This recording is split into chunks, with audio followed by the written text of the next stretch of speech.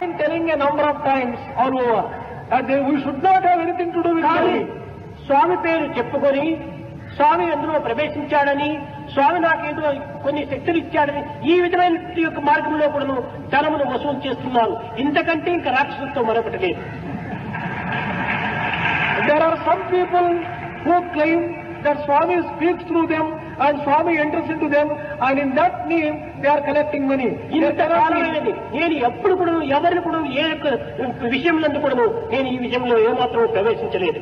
There cannot be more demonic things than this. I have never given, I have never told anyone. కానీ సాయి పేరును ఉపయోగపెట్టి ఈ విధమైనటువంటి యొక్క పెడ మార్గంలో పట్టిస్తూ సాయికి ఒక విధమైనటువంటి యొక్క చెడ్డ పేరును తెప్పిస్తున్నారు.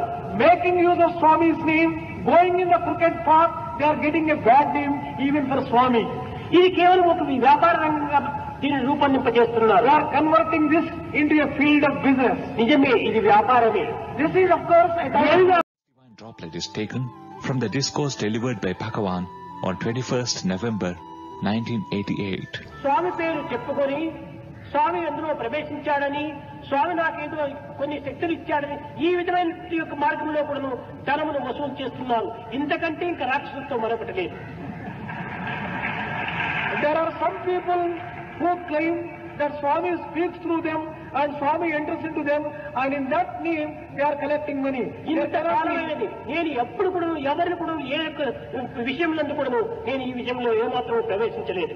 There cannot be more demonic things than this.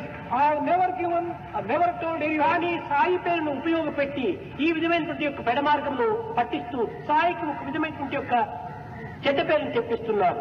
Making use of Swami's name, going in the crooked path, they are getting a bad name even for Swami. ఇది కేవలం ఒక వ్యాపార రంగంగా దీన్ని రూపొందింపజేస్తున్నారు. They are converting this into a field of business. నిజమే, ఇది వ్యాపారమే. This is of course a ఏం వ్యాపారం? ప్రేమ ఇచ్చి పుచ్చుకునేటువంటి వ్యాపారం. What type of business should you carry on? Give love and receive love.